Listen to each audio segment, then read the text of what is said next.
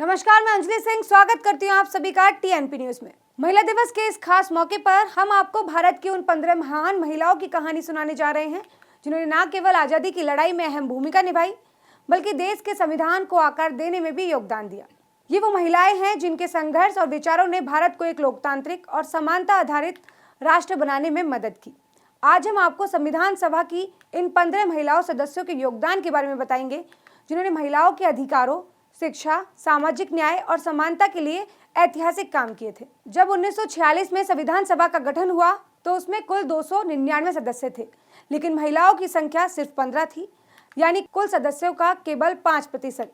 ये संख्या भले ही कम थी, लेकिन इन महिलाओं के संघर्ष और विचार पूरी संविधान सभा में आज भी गूंजते हैं। उन्होंने शिक्षा, समानता, स्वास्थ्य, महिला अधिकारों और सामाजिक सुधारों से जुड़े कई मुद्दों पर अपनी मजबूत राय दी और सुनिश्चित किया कि भारतीय संविधान महिलाओं के लिए एक सशक्त भविष्य का आधार बन सकता है। आइए जानते हैं इन 15 महान महिलाओं के बारे में। संविधान सभा की महिला सदस्य और उनका योगदान। सबसे पहले बात करते हैं बेगम एजाज रसूल की। संविधान सभा की इकलौती मुस्लिम महिला सदस्य थी जिन्होंने शुरुआत में मुस्लिम लीग की नेता थी, लेकिन विभाजन के बाद उन्होंने भारत में रहने का फैसला किया और कांग्रेस में शामिल हो गई। उन्होंने मुसलमानों के आरक्षण का विरोध किया और कहा कि मुसलमानों को भारत की मुख्य धारा में शामिल होना चाहिए। बाद में वे राज्यसभा की सदस्य भी बनी और 2001 में उन्हें पद्म भूषण से सम्मानित भी किया गया। उसके बाद बात करते हैं राजकुमारी अमृत कौर की। राजकुमारी अमृत कौर कपूरथला के शाही परिवार से ताल्लुक रखने वाली थी, लेकिन उन्होंने ऐशो आराम की जिंदगी छोड़कर महात्मा गांधी के साथ स्वतंत्रता संग्राम में हिस्सा लिया। वे भारत की पहली स्वास्थ्य मंत्री बनी और एम्स की स्थापना में उनकी अहम भूमिका रही। उन्होंने महिलाओं के स्वास्थ्य और शिक्षा के लिए कई सुधार किए थे। अब बात करते हैं सुचेता कृपलानी की। सुचेता कृपलानी स्वतंत्रता संग्राम में अहम भूमिका निभाने वाली थी और वह भारत की पहली महिला मुख्यमंत्री बनी। विभाजन के दौरान उन्होंने शरणार्थियों के पुनर्वास के लिए महत्वपूर्ण काम किए और संविधान सभा में वे महिलाओं के अधिकारों और सामाजिक न्याय के मुद्दों पर मुखरती थी। इसके बाद बात करते हैं अम्मू स्वामीनाथन की। अम्मू स्वामीनाथन महिलाओं के अधिकारों की प्रबल समर्थक थी।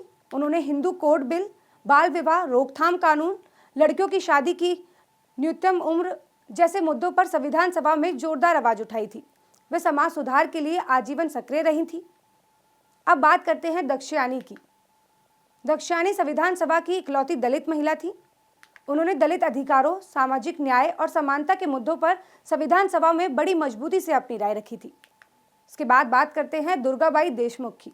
दुर्गाबाई देशमुख महिलाओं की शिक्षा और सामाजिक सुधार के लिए आजीवन काम करती रहती थी। उन्होंने महिलाओं के आर्थिक और सामाजिक अधिकारों के लिए संविधान सभा में कई महत्वपूर्ण सुझाव दिए।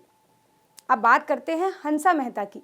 हंसा मेहता महिलाओं की शिक्षा और अधिकारों की प्रबल समर्थक थी। उन्होंने संयुक्त राष्ट्र में भी भारत का प्रतिनिधित्व किया और महिलाओं के अधिकारों से जुड़े कई प्रस्ताव पास करवाने में अहम भूमिका निभाई। अब बात करते हैं कमला चौधरी की।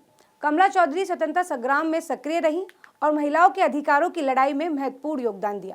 वे संविधान सभा में महिलाओं से जुड़े मुद्दों पर चर्चा के लिए आज भी जानी जाती हैं। अब बात करते हैं लीला राय की। क्रांतिकारी गतिविधियों में शामिल रहीं और महिलाओं की शिक्षा व समाज सुधार के लिए जीवन भर काम किया। संविधान सभा में उन्होंने शिक्षा और महिला अधिकारों पर जोर दिया। अब बात करते हैं मालती चौधरी की। मालती चौधरी गांधीवादी विचारधारा से प्रभावित थी।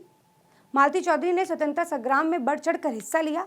वे संविधान सभा में आदिवासी और दलित अधिकारों पर अपनी राय रखती थी। उसके बाद आती है पूर्णिमा बनर्जी। समाजवादी और महिला सशक्तिकरण की समर्थक पूर्णिमा बनर्जी संविधान सभा में महिला अधिकारों से जुड़े मुद्दों पर मुखर थी। उसके बाद आती हैं रेणुका रे। उन्होंने हिंदू कोड बिल पर महत्वपूर्ण काम किए, जो महिलाओं को संपत्ति और तलाक के अधिकार देने वाला कानून था। वे संविधान सभा में महिला अधिकारों और शिक्षा के मुद्दों पर हमेशा सक्रिय रही थी। उसके बाद आती हैं सरोजनी नायडू। भारत की पहली महिला राज्यपाल बनी। सरोजनी नायडू ने स्वतंत्रता संग्राम में अहम भूमिका निभाई थी। वो महिलाओं के लिए समान अधिकारों की समर्थक थी और संविधान सभा में उनकी आवाज आज भी गूंजती है। उसके बाद बात करते हैं विजय लक्ष्मी पंडित की। विजय लक्ष्मी पंडित नेहरू परिवार की सदस्य थी और वह भारत की पहली महिला राजदूत बनी थी। उन्होंने संविधान सभा में महिलाओं की भागीदारी और अधिकारों पर जोर दिया था। अब बात करते हैं एनी मैस्क्रिन की।